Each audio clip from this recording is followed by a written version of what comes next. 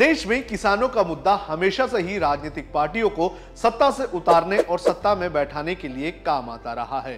पिछले लोकसभा चुनाव में ही हमने देखा कि कैसे किसानों की नाराजगी ने बीजेपी को अर्श से फर्श पर लाने का काम किया और इसी को देखते हुए महाराष्ट्र में शरद पवार ने बीजेपी के खिलाफ किसानों के इस मुद्दे को लेकर प्लानिंग शुरू कर दी है। क्या है शरद पवार की ये प्लानिंग और क्या है महाराष्ट्र में किसानों का मुद्दा, इस पर हम चर्चा करेंगे। नमस्कार, आप देख रहे हैं लोकमत हिंदी। मेरा नाम है सोनू कनौजिया।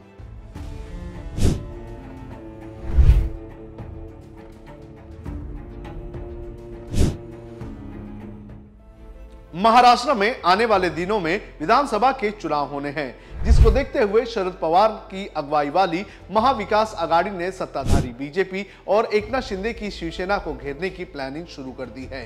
एमवीए की प्लानिंग का एक बड़ा हिस्सा है महाराष्ट्र के किसान। महाराष्ट्र में किसानों के मुद्दे ने कई पार्टियों को सत्ता से हटाने का काम किया है। पिछले लोकसभा चुनाव में ही अगर देखें तो बीजेपी को हुए 14 सीटों के नुकसान के पीछे किसानों की नाराजगी ही बताई जा रही है और इसी मुद्दे को लेकर शरद पवार ने बीजेपी को हराने की प्लानिंग कर दी है। जानकारी के अनुसार शरद पवार ने किसानों को अपनी ओर आकर्षित करने का काम भी शुरू कर दिया है।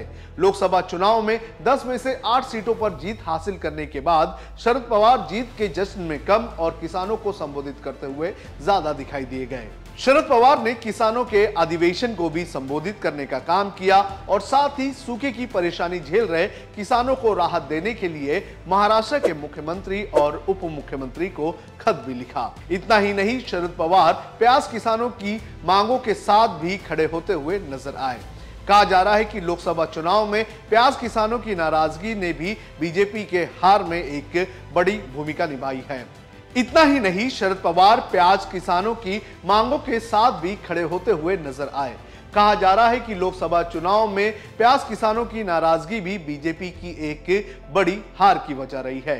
लोकसभा चुनाव के दौरान महाराष्ट्र में प्याज किसान निर्यात शुल्क घटाने और 4,500 रुपए प्रति क्विंटल एमएसपी की मांग करते रहे, लेकिन एकनाथ शिंदे की सरकार ने उन्हें अनसुना कर दिया। खुद देवेंद्र फडणवीस ने भी महाराष्ट्र में हार की वजह गिनाते हुए किसानों की नाराजगी का भी जिक्र किया था। महाराष्ट्र में क्यों है किसानों का मुद्दा अहम, ये भी समझ लेते हैं। महाराष्ट्र की लगभग 60% आबादी किसानी पर निर्भर है। सरकारें आती जाती रही हैं, लेकिन किसानों के हालातों में कोई खास सुधार नहीं हुआ है। किसान आत्महत्या में भी महाराष्ट्र अव्वल रहा है। 2023 की अगर बात करें तो एक साल में महाराष्ट्र में 2,851 किसानों ने आत्महत्या की है। महाराष्ट्र में किसान सूखे, बेमौसम बरसात, उचित दामों का नहीं मिलना और कर्ज का शिकार बनते रहे हैं। आंकड़ों की माने तो महाराष्ट्र में हर दिन 7 किसान खुदकुशी कर रहे हैं। जानकारों की माने तो महाराष्ट्र की 31 लोकसभा सीटों पर किसानों की नाराजगी का असर देखने मिला है, जिसमें विदर्भ, महाराष्ट्र और वेस्टर्न महाराष्ट्र शामिल हैं। और अगर इसे विधानसभा चुनाव के नजरिए से देखा जाए तो लगभग 180 सीटों पर किसान की नाराजगी असर दे सकती है। शरद पवार ने इन आंकड़ों को देखते हुए ही लोकसभा चुनाव के नतीजों के तुरंत बाद ये जाहिर कर दिया था कि विधानसभा के चुनाव में एमवीए के लगभग 180 जो उम्मीदवार हैं वो जीत कर आएंगे। अब बात करते हैं इस विधानसभा चुनाव में उद्धव ठाकरे की शिवसेना और कांग्रेस का क्या रोल रहेगा।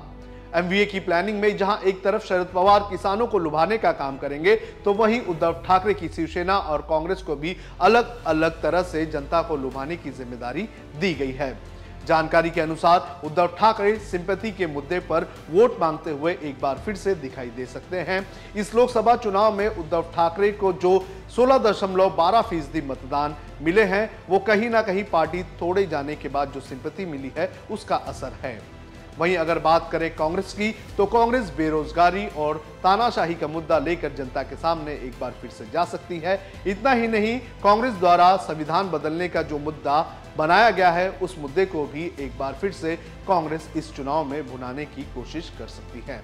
तो महाराष्ट्र में अगर देख लिया जाए तो आने वाले विधानसभा चुनाव में कहीं ना कहीं शरद पवार की अगुवाई वाली एमवीए बढ़त बनाती हुई नजर आ रही है।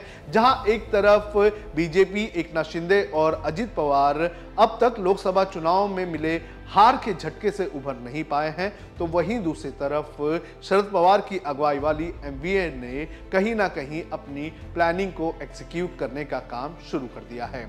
तो आपको क्या लगता है कि महाराष्ट्र में आने वाले दिनों में किस तरह से चुनाव के नतीजे हो सकते हैं?